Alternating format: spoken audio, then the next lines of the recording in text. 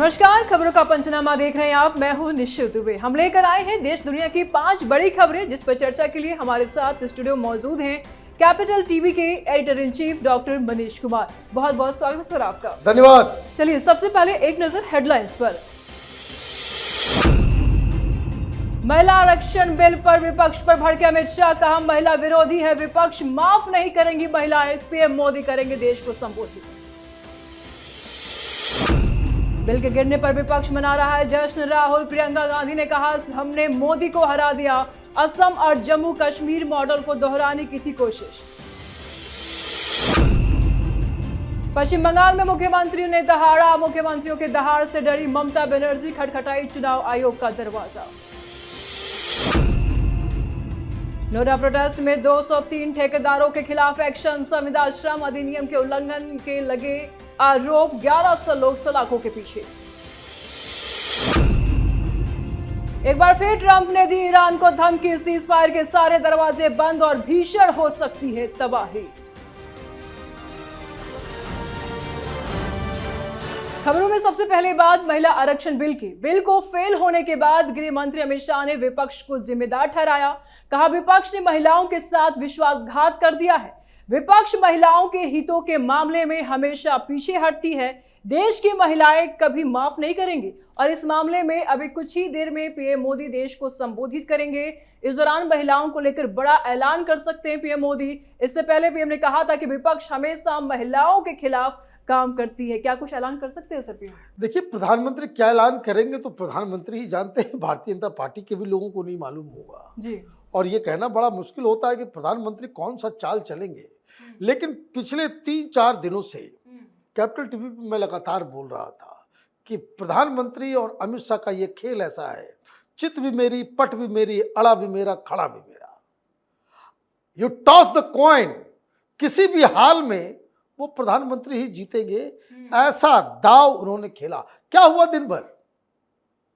आप इस गुमान में पड़े रहे कि मोदी को पहली बार हमने हरा दिया। अरे हराया नहीं, आप फंस गए। चुनाव होने वाले बंगाल में और तमिलनाडु में सारा अखबार, सारा मीडिया, सारा सोशल मीडिया एक ही चीज को बात कर रहा है कि विपक्ष ने महिलाओं के रिजर्वेशन को रोक दिया। अब एक बात समझिए, टेक्निकलिटीज में कोई नहीं जाता। किसी को, कितने लोगों को मालूम है कि इसके लिए स्पेशल बहुमत की आवश्यकता होती है, तो इसमें संशोधन करना पड़ेगा संविधान, ये सब टेक्निकलिटीज में नहीं। पॉलिटिकल वेपन वही मुद्दा बनता है जिसे आप एक लाइन में समझा सके। विपक्ष ने महिलाओं के रिजर्वेशन का विरोध कर दिया, सरकार बिल लेकर के आ रही थी, इन लोगों ने विरोध कर दिया। अब प्रियंका वाड्रा हो या कोई दुनिया के लोग, वो लाख समझाते रहे, you have been branded anti woman. और ये खतरा इसलिए है कि वुमन आज की तारीख में मर्दों से ज्यादा वोट भी करती हैं और अपने हितों को भी समझती हैं। समस्या यह है कि महिलाओं से पंगा चुनाव में तो फिर आप कभी भी नहीं जीत सकते हैं। तो ये प्रधानमंत्री मोदी ने जिस तरीके से, ये जानते हुए कि they do not have special majority, 2/3 majority इनके पास नहीं है, फिर भी बिल लेकर के आना और हार मान लेना, ये विपक्ष के लिए बहुत महंगा पड़ने जा रहा है। जी, तो बात बिल को लेकर विपक्ष की रवैये की। बिल के गिरने पर विपक्ष खुशियां मना रहा है। राहुल गांधी कह रहे हैं कि हमने उन्हें हरा दिया, सरकार चुपके से परिसीमन बदलना चाहती थी, बिल महिलाओं के हित में नहीं बल्कि बीजेपी के सत्ता में रहने की साजिश थी। पीएम मोदी और अमित शाह ने महिला विधेयक पर देश से झूठ बोला, असम और जम्मू कश्मीर मॉडल को दोहराने की कोशिश की। वहीं प्रियंका गांधी ने कहा कि बीजेपी सरकार में बने रहने के लिए महिलाओं का इस्तेमाल कर रही है। यह विपक्ष की एकता की जीत है, अगर हिम्मत है तो परिसीमन के बिना बिल लाइए, हम समर्थन करेंगे। चुनावी राज्य में महिलाएं इनकी क्या हल करेंगी सर? देखिए, मुझे तो एक बात समझ में नहीं आती कि राहुल गांधी के सलाहकार लोग कौन हैं। आई फेल टू अंडरस्टैंड। आप पार्लियामेंट में भाषण दे रहे हो अंग्रेजी में, 4% लोग हिंदुस्तान में अंग्रेजी समझते हैं, 96% जो है वो बाहर हो गए आपके पूरे कम्युनिकेशन से। आपने मार्क किया होगा वो अंग्रेजी में ही इज मोर कंफर्टेबल। देसी आदमी तो है ही नहीं, देसी लक्षण तो इनमें है ही नहीं। अब भारतीय जनता पार्टी ने क्या कहा कि महिलाओं को हराकर, महिलाओं के अधिकार को छीनकर ये खुशियां मना रहे हैं और सारे लोगों को मैदान में उतार दिया। आज देश के किस शहर में महिलाओं ने प्रोटेस्ट नहीं किया? अब आप देखिए कहां ये लोग फंसे हैं। अब आप असम मॉडल, कश्मीर मॉडल, परिसीमन, भाई आप जमीन में उतरिए, 20 महिलाएं जो सामने आ रही हैं उनसे पूछ लीजिए परिसीमन का मतलब भी अगर वो बता दे तो दे डोंट नो। यही समस्या है, आपको मासेस के साथ आपका कोई कनेक्शन ही नहीं है। आप यहां लंबी चौड़ी बातें कर रहे हैं, वो जेएनयू का प्रोफेसर और इधर उधर के प्रोफेसर वामपंथियों के साथ मिलकर के उस डिस्कोर्स में आप चलते हो जो जनता को समझ में नहीं आता। यही कारण है कि आप जो टेक्निकल इश्यूज उठाते हो, चाहे आपने पेगासस उठाया, चाहे आपने रफाल का उठाया, आपने कई सारी चीजों को उठाया, चला नहीं। कारण वो एक लाइन में आप समझा नहीं पाते हो। तो ये जो हुआ है बीजेपी इन दोनों ही राज्यों में, और मैं कहता हूं ना कि भाई अभी बंगाल में चुनाव है, तमिलनाडु में चुनाव है, टीएमसी ने भी विरोध किया और डीएमके ने भी विरोध किया। अब आप लोगों के साथ महिलाएं वोटर्स तो है, क्योंकि आप महिलाओं को बहुत सारी चीजें आप देते हो, उसी को तो कैच करने के लिए, महिलाओं को आपसे दूर करने के लिए ये जाल बिछाया गया था, आप फंस गए। 4 तारीख को इस सारे सवालों का जवाब मिल जाएगा। ममता और स्टालिन हार गई तो प्रधानमंत्री रियली इस पूरे खेल में जीत गए, और अगर ममता बनर्जी और ये लोग जीत जाते हैं हर जगह, तो फिर ये मानना पड़ेगा कि बीजेपी से ये मिस्टेक हुआ कि आपको ये लेकर के नहीं आना चाहिए। राफ साफ बात, राजनीति में कोई यहां संत नहीं है, चुनाव जीतने के लिए सारी चीजें की जाती है। तो 4 तारीख को जो रिजल्ट आएगा उससे दूध का दूध, पानी का पानी हो जाएगा। जी, तो अब बात बंगाल चुनाव की। बंगाल का मोर्चा एक बार फिर से मुख्यमंत्रियों ने संभाल रखा है। धूपगुड़ी में सीएम योगी तो मालदा में हेमंता दहाड़े हैं, वहीं एमपी के सीएम कमरहाटी में गरजे। योगी ने साफ कह दिया कि बंगाल को ममता लव जिहाद और लैंड जिहाद से खा गई है। हेमंता ने बदहाली डेमोग्राफी पर जनता से कहा कि बंगाल के साथ साथ देश को बचाना अब आपके हाथ में है। ममता बनर्जी ने बंगाल को खोखला कर दिया है। मोहन यादव ने कहा कि जंगल राज के युग अब खत्म होगा। सबने बीजेपी के राज्य में विकास की बात दोहराई है। वहीं टीएमसी ने हेमंता पर ममता बनर्जी के खिलाफ भड़काऊ और सांप्रदायिक बयान देने के आरोप में चुनाव आयोग से सख्त कार्रवाई की मांग की है। कुर्सी बचा पाएंगी ममता सर? देखिए, ममता बनर्जी पजल्ड हो गई है कि किसको टारगेट किया जाए। मालदा में जहां मुस्लिम पॉपुलेशन है वहां हेमंता को भेज दिया गया। अब मालूम चला मुर्शिदाबाद में पहुंच जाएंगे योगी आदित्यनाथ। क्या किस तरीके से इन लोगों ने पूरा प्लान किया है, यू मस्ट अंडरस्टैंड दिस। कहां किसको भेजना? भाई सारे मुख्यमंत्री पहुंच रहे हैं। भाई वो मुख्यमंत्री पहुंचने का मतलब है लोकल मीडिया भी दिखाएगा, सोशल मीडिया में भी होगा, अखबार में भी आएगा, टेलीविजन चैनल पे भी आएगा, और ये सारे लोग आएंगे। और ममता बनर्जी क्या प्रचार कर रही है, तो वो प्रचार का जवाब नहीं दे रही है, वो रो रही है, वो जाकर के गाना गा रही है इलेक्शन कमीशन के पास। देखिए वो आकर के ये बोल रहा है, वो आकर के वो बोल रहा है। ये ममता बनर्जी, ये वो ममता बनर्जी नहीं है। जो ममता बनर्जी बंगाल में दहाड़ मारती थी तो प्रधानमंत्री मोदी और अमित शाह भी कांप जाते थे, वो ममता बनर्जी इस बार नजर ही नहीं आ रही। वो पूरी तरीके से जा रही है और वो कंप्लेन मोड में है। अपने कार्यकर्ताओं को कह रही है कि हमारे हाथ में कुछ नहीं है, तुमको पुलिस पकड़ भी सकती है, जेल में भी डाल सकती है। उसके कार्यकर्ता भी डर रहे हैं कि भाई ममता बनर्जी को क्या हो गया है। जाते जाते टाटा बाय बाय करते करते वो अपनी ही सभा में बोल देती कि अब फिर मिलेंगे, अगर टीएमसी बचा रह गया तो वो आपसे मिलेंगे, otherwise thank you bye bye tata. तो ये ममता बनर्जी के लिए बहुत बड़ी चुनौती इस बार, जिस हिसाब से भारतीय जनता पार्टी ने अपने इलेक्शन को प्लान किया है, वो ममता बनर्जी के पास उसका जवाब नहीं दिख रहा है। जी, अब बात नोएडा प्रोटेस्ट की। इस मामले में 203 ठेकेदारों के खिलाफ कार्रवाई हो रही है। इन पर संविदा श्रम अधिनियम के उल्लंघन के आरोप लगे हैं, जिसमें वेतन, बोनस और ओवरटाइम के पेमेंट रोकने का आरोप है। कम से कम 3 महीनों तक सलाखों के पीछे रहेंगे।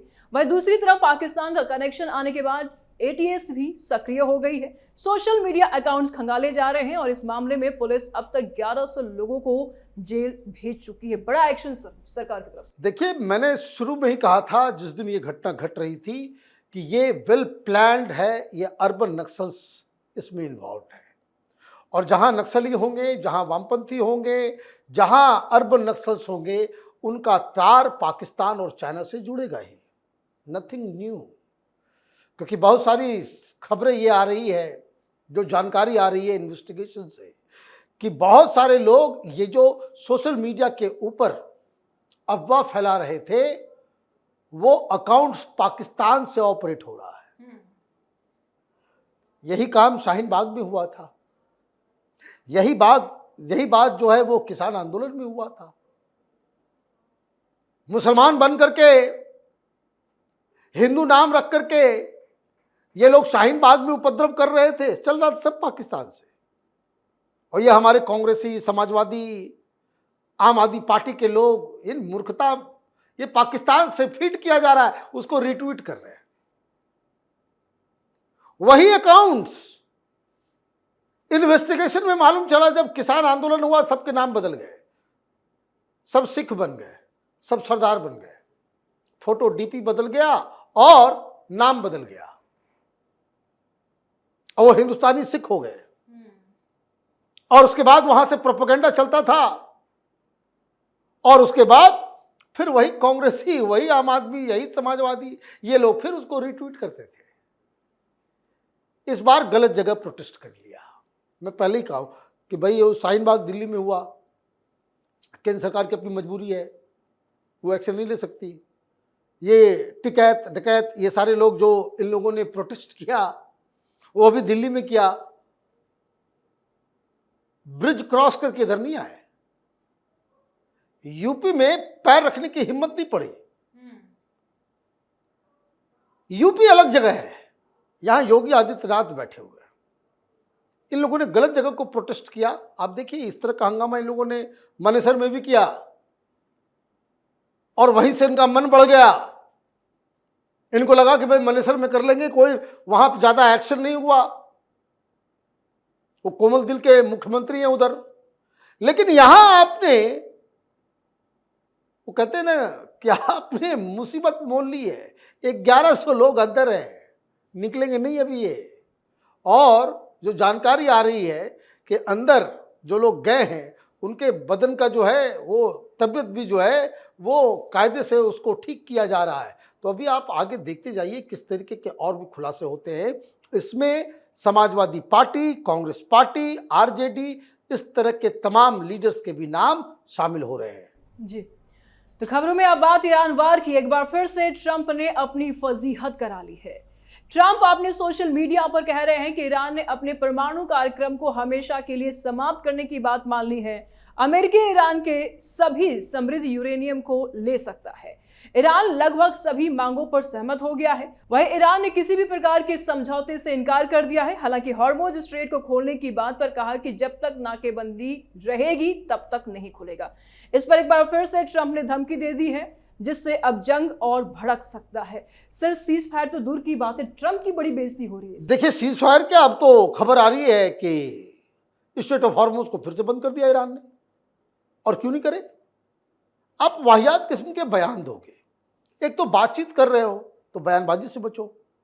बातचीत भी होगा, उल्टे पुल्टे बयान भी आप दोगे, हमला भी करोगे, आप सामने वाले को नीचा भी दिखाओगे तो फिर बातचीत कैसे होगी, और बातचीत होगी नहीं तो फिर शांति कैसे आएगी। ये तो सिंपल सा लॉजिक है।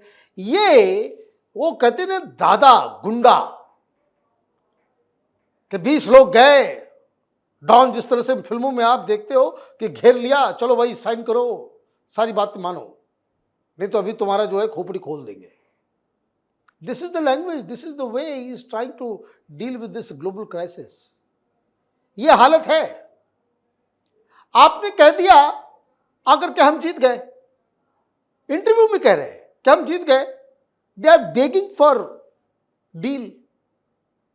ईरान वाले बेग कर रहे हैं डील के लिए, नाक रगड़ रहे हैं कि ट्रंप बाबा हमें बचा लो, अब हमको नहीं लड़ना है, हम हार मान गए, हम यूरेनियम भी दे देंगे आपको, जो इनरिच यूरेनियम है वो भी हम आपको वापस कर देंगे, अब हम न्यूक्लियर बॉम्ब नहीं बनाएंगे, स्ट्रेट ऑफ हॉर्मुज भी खोल देंगे, ये जो 200 किलोमीटर से ज़्यादा जो मिसाइल्स हमने पाल रखे हैं वो सब भी दे देंगे, प्लीज़ हमें बचा लो। This is what he is saying. तो आप उधर बयान देते हो, इधर ईरान एक्शन ले लेता है। और ये बीच में जो है जोकर्स जो है शहबाज शरीफ और मुनीर,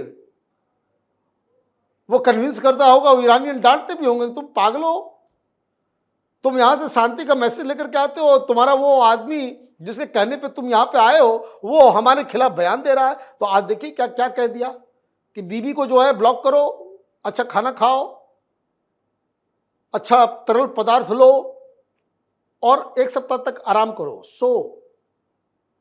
ये साउथ अफ्रीका के ईरानियन एम्बेसी के ऑफिशियल ट्विटर पे ये लिखा गया। मतलब आपने अपनी तो भद्द पिटवा ही दी।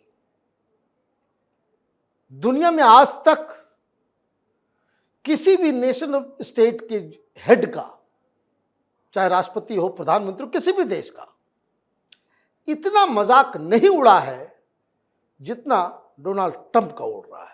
जी बहुत बहुत शुक्रिया सर तमाम जानकारियों के लिए। धन्यवाद। तो खबरों का पंचनामा में आज के लिए फिलहाल इतना ही। देश विदेश की बाकी खबरों और उनके सटीक एनालिसिस के लिए देखते रहिए कैपिटल टीवी। हमें लाइक कीजिए, शेयर कीजिए और कैपिटल टीवी को सब्सक्राइब कीजिए। नमस्कार।